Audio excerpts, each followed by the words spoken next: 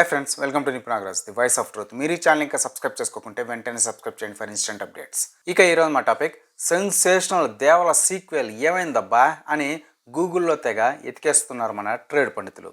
మనకు తెలుసు కదా, ఏదైనా సినిమా ఒక మాదిరిగా హిట్ అయితేనే దాని సీక్వెల్ కోసం ఫనులన్నీ ఆఫేసుకొని పక్కన పెట్టేసి మరి స్క్రిప్ట్స్ సైతం మార్చేసి ఒక యజ్ఞంలా చేస్తూ ఉంటారని.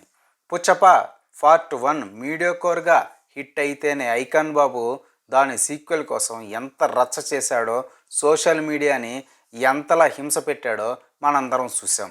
అట్లాంటిది రొట్టాల కొరటాల మన మ్యాన్ ఆఫ్ ది మ్యాసెస్ చిన్న ఎన్టీఆర్తో తీసిన దేవర పార్ట్ 1 400 కోట్లు, 500 కోట్లు, 600 కోట్లు, 800 కోట్లు కలెక్టింగ్ చేసేసిందని వరుసగా పోస్టర్స్ వేసుకుంటూ వెళ్ళిపోయాడు ప్రొడ్యూసర్ కళ్యాణ్ రామన్నయ్య అప్పట్లో.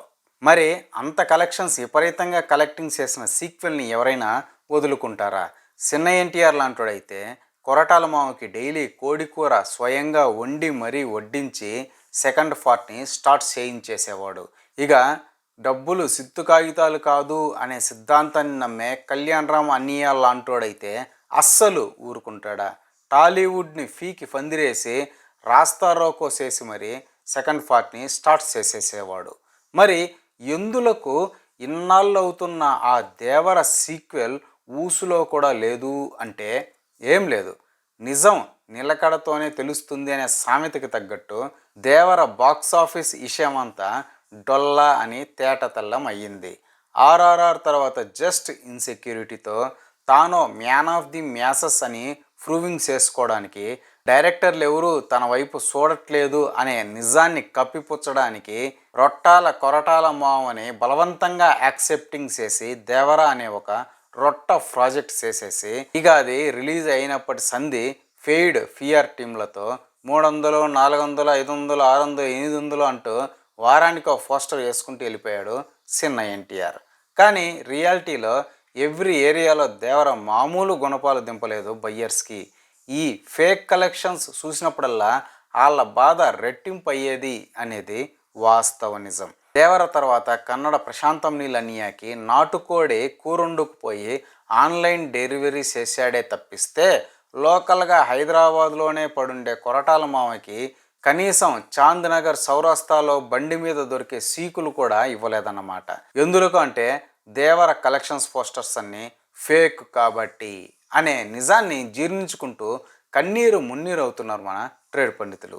ఒక్కటైతే నిజం, చిన్న ఎన్టీఆర్కి ఇన్సెక్యూరిటీ ఫీక్స్లో ఉంటుంది.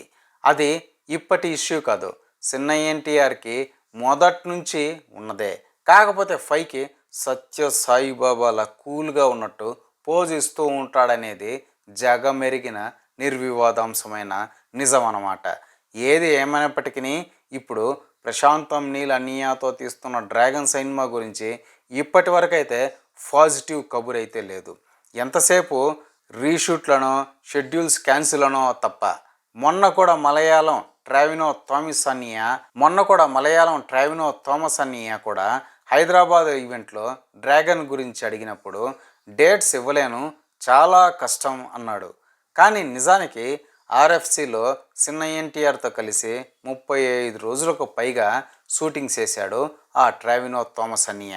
కానీ ఆ అవుట్పుట్కి ప్రశాంతం నీల్ అన్నయ్య సాటిస్ఫై అవ్వకపోవడంతో మొత్తం ఫుటేజ్ని స్క్రాప్ చేశారు. దీంతో సిరాకు దొబ్బిన ఈయన డ్రాగన్ నుంచి వాకౌట్ చేసేసాడు. మరి హీరో మిస్ మ్యాచ్ అయితే ఇంత బిజీ ఆర్టిస్టులు మాత్రం ఏం చేస్తారు చెప్పండి? వాళ్ళ ప్రీషియస్ టైం బొక్క తప్పితే అనేది సినిమా మేధావుల వాదన. ఓవరాల్గా పవిత్రమైన దేవరని వదిలేసి ప్రశాంతం నీల్ అన్నయ్య డ్రాగన్ కోసం కోడికూర వండిన ఎన్టీఆర్కి శివరాఖరికి మన రొట్టాల కొరటాల మామే దిక్కవుతాడు అని జోస్యం చెప్తున్నారు మన ట్రేడ్ పండితులు సైతం. ఇదే ఫ్రెండ్స్ ఈరోజు టాపిక్. ఇలాంటి లేటెస్ట్ అండ్ ఇంట్రెస్టింగ్ టాపిక్స్ కోసం please subscribe to Nipunagraj the voice of truth and please like, share and comment this video with your valuable opinion. See you again.